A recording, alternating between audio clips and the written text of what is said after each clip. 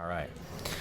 Well, welcome back to the 2021 Seattle Film Summit. We're excited to be joined by Stewart Lyons here, and Stewart is, and this is a quick synopsis of this gentleman's biography. The Cliff Notes version. Yeah, we're going to post a link on the video so you guys can all read this. But Stewart is a co-executive producer, line producer, unit production manager, and production executive who's worked on projects with Netflix, Sony Pictures Television, Warner Brothers, Amazon, Starz, Apple, HBO, the list goes on, as well as 3 broadcast networks. He has over 600 episodic credits for his work on 33 television series and 28 pilots.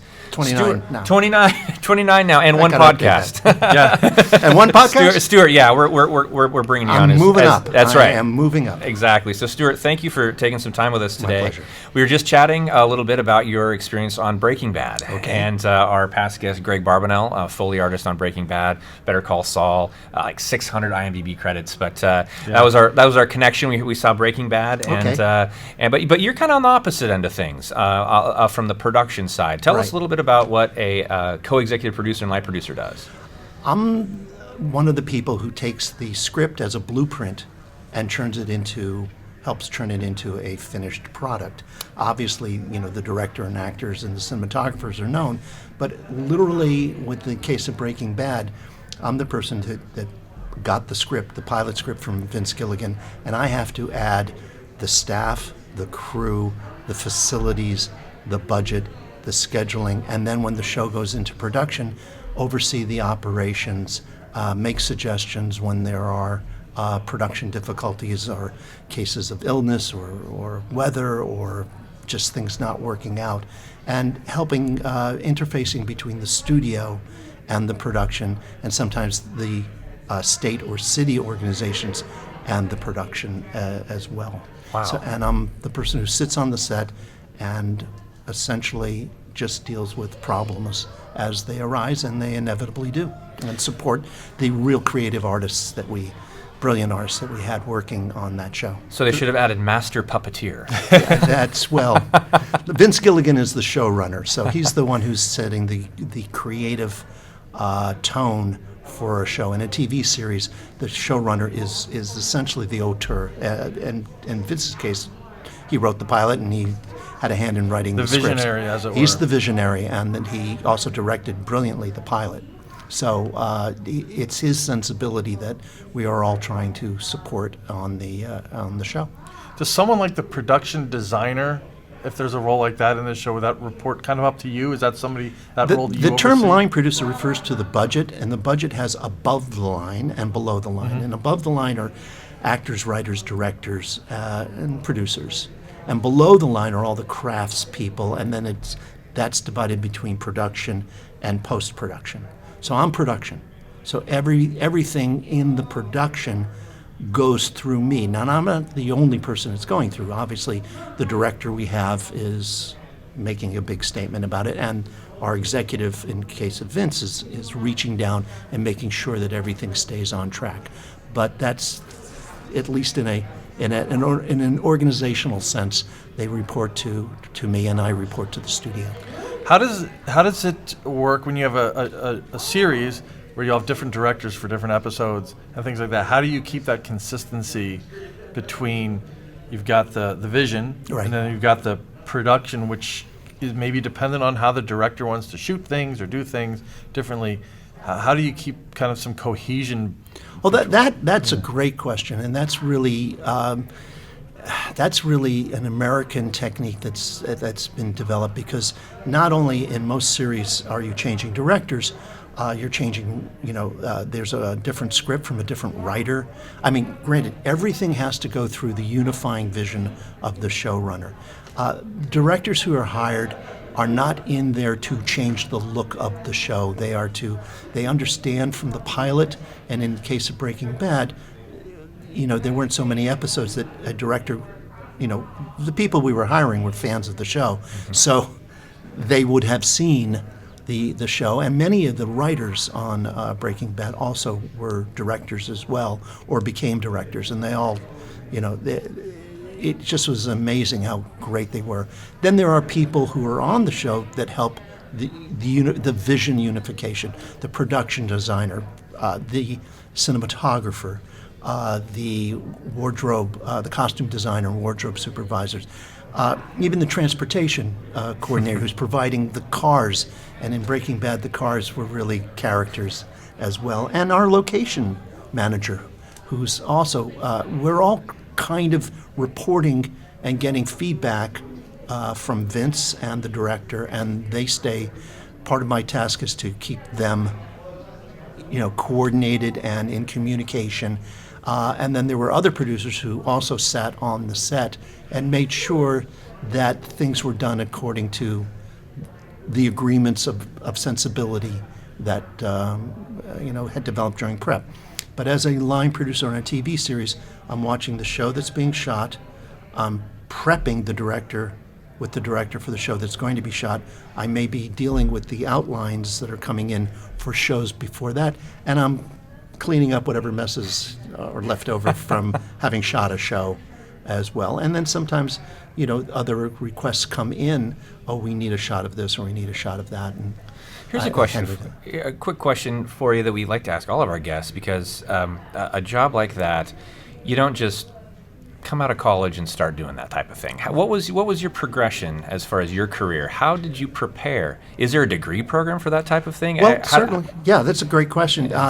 My own particular background is I had an undergraduate degree from NYU in film and television, actually in writing.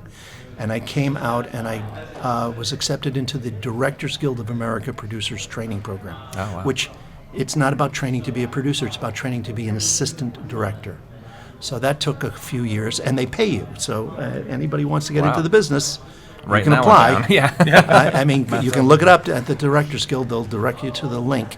And so you come out as a second assistant director, and then you hopefully become a first assistant director, and then a unit manager, and then if you're lucky, and the show that you're on survives, you can hopefully work your way up to producing and line producing, and then when they really like you, they give you the co-executive producer credit. So give is maybe not quite the term, but that's not uncommon with successful shows. They would like to keep and reward the core team that has brought them to across the finish line. So you continue with that show. What is the core quality that you see as imperative to have in your line of work? Not only you spoke about the education that you have and the experience that you have, but what is, simply being an organized person? Because well, I'm hired to be organized. Yeah. Which I'm sure my wife would say is one of the greatest jokes of all time. But and she'd be right. But production organization is my forte. I've directed, I've written movies that have been made, but I'm really good at taking a script and saying, this is what's going to be needed to get this show going, and getting people on board who have great skills in their craft areas to do that. That's kind of it. And dependability and integrity, and at least the ability not to show the panic that I'm feeling all the time. Right. That's a good quality, is disguising panic. I've or explicitly mentioned, I guess, a couple times in the program. So I'm a program manager by trade. My day job is a program manager in IT. Okay. So I can relate to the rolling out things that are in different states of completion or preparedness. So you're working on wrapping up a finished project while you're looking at the outlines of things. In my project and program management life, I've got certain tools that I can use to help me do that. In film, are there certain tools that you use to help you organize things that are in different states of preparedness? I just started as an adjunct professor at DePaul University. They're doing a creative producing program in Los Angeles. I say just started. My first class was a couple days ago. Oh, congrats. Thank you. Yeah. It's very exciting. New venture, yeah. Yeah, it's a new venture. And one of the challenges is in approaching the class is, for us, for people who are producing, everything kind of happens simultaneously. Mm-hmm. You're staffing, you're budgeting, you're scheduling, you're scouting, you're doing all of these things simultaneously. You can't teach simultaneous things. It's just too overwhelming. So I'm trying to chart a path of how to approach things so that you can take control of this big beast is really the challenge. So in direct answer to it, my first thing is always is to read the script, appreciate the script, fall in love with the script, even though it may be a case of beer goggles at 2 a.m. I do try and fall in love with the script because that's the thing I'm going to support. And in television, it's the showrunner. If I were doing features, obviously the director. But then you have a much longer time frame. Sometimes I'm hired. I guess my briefest period to start a pilot was 4 weeks from the time I was hired to the time they rolled camera. Wow. And in that time, you have to find the locations, staff the show, start building the sets that you're going to need, and roll cameras. Obviously, we didn't build a lot in that episode of that show, but it turned out successful, and it sold.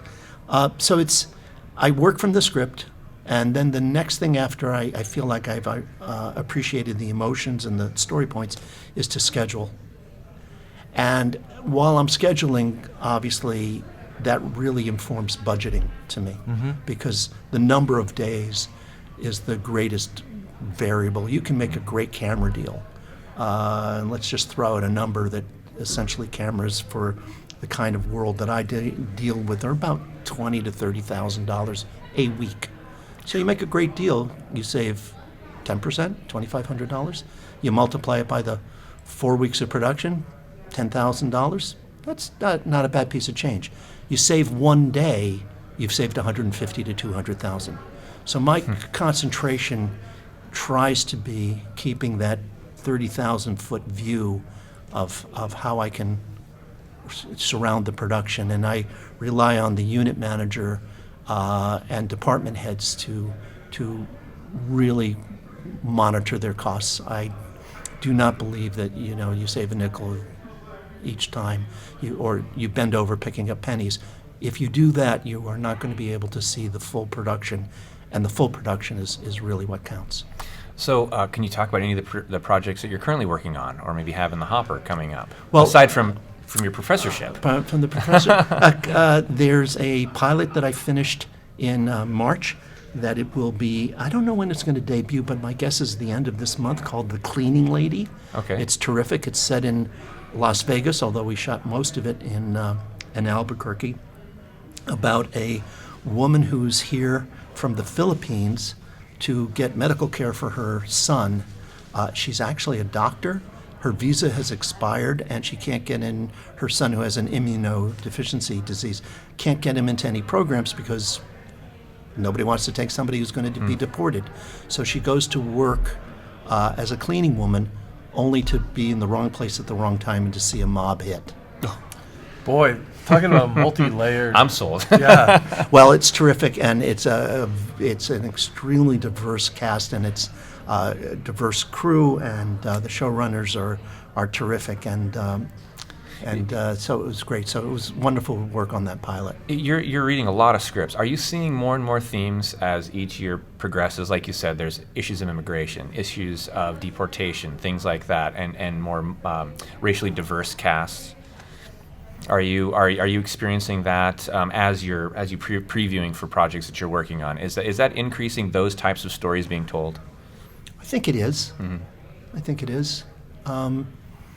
Certainly they're approaching stories from just not the type, white male top down, and it really depends on what market you're talking about, because I work broadcast, basic cable, premium cable, streaming. Right. And the requirements for those worlds are all fairly different. And certainly, at one point I was an executive at Netflix, which, that's the world that we're heading toward in terms of scripted television and features. Because I think that starting with The Wire and continuing through Sopranos and into Breaking Bad, the world of if you want to do serious character, multi-textured adult movies and television, you're in the world of streaming now. You're not in the world of features where basically you need spandex and a lot of CGI.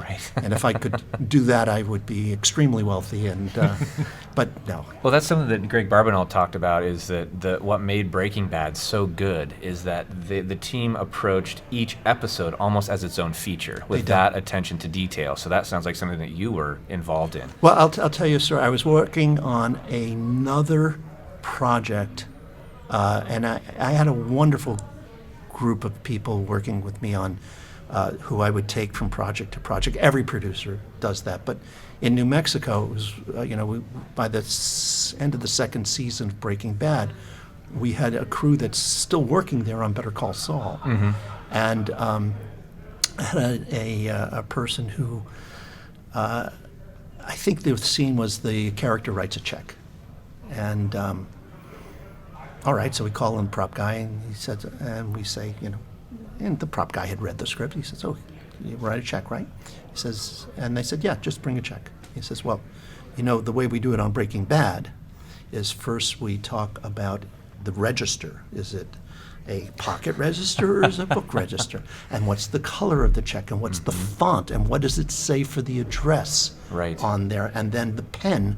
Well, we're going to see the pen, so we're going to have to know what the pen is. Is it a fountain pen? Is it this pen? What the color is the pen? What color is the ink? You guys just want a checkbook? Yeah. And that was the difference. It was that level of attention and detail. Now, having said that, that's not advice for everybody to start going crazy, because the truth is that, if you've got that kind of situation, attention to detail, when you go for that checkbook meeting, you bring everything, and everything just happens instantaneously.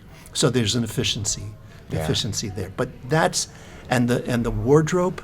I mean, every character's wardrobe colors arcs were determined prior to that season, and the transportation. I've already mentioned that the cars were characters. So, yeah.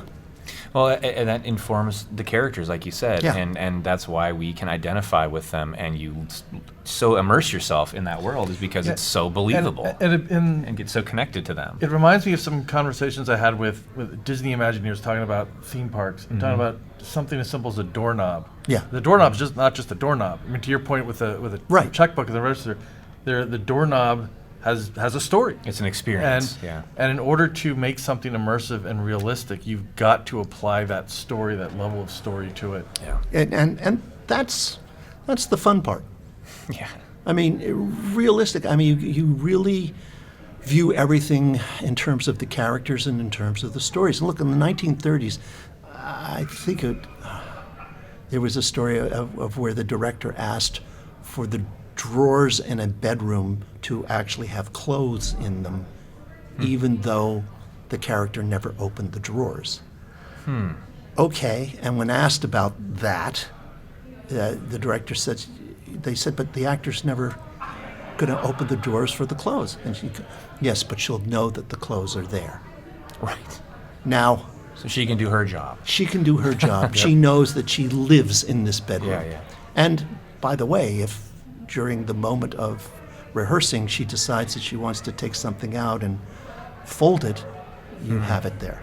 So it's creating a creative environment that it's expressing what's in the script and what's the director's vision and the showrunner's vision in television, and the directors of that episode's vision, and making that happen. Wow, well, we've just scratched the surface of what you do in the industry, Stewart. We'd love to have you back on the show and have a longer form interview, but it's a busy day. You're a busy guy. We appreciate you taking time with us today. My pleasure. Yeah. Self-serving, I'd like to know if someone had certain skills that might apply to production management, but is not necessarily in film. What kind of advice would you give to someone who would be interested in the sort of position that you're in? Don't try and start big. There are student movies, there are low-budget films, there are low-budget projects being made. Volunteering for those, if you can afford the time, is a way of getting in. I say, look, you're not going to get to the top of Mount Everest by, picturing yourself on the summit. You get there by practicing. You get there by eventually walking through base camps and getting up there. So don't try and get into a high-budget, high-pressure Hollywood environment first. Try volunteering for a student movie. If you're in wardrobe, try, there's local theater. Start getting some credibility and credits and learn what it means to be a professional in that environment. And then what you'll find is people are always moving around. Look, none of us have permanent jobs. Except for my stint at Netflix, I was never a permanent, well, to say anybody's a permanent employee at Netflix. You can show I took too many hits to the head. But I never was a regular salary employee. Everything is gig economy, temporary. You're here for, it took me 3 years before I worked more than 2 weeks on anything. Wow. In the beginning of my career. But just start there.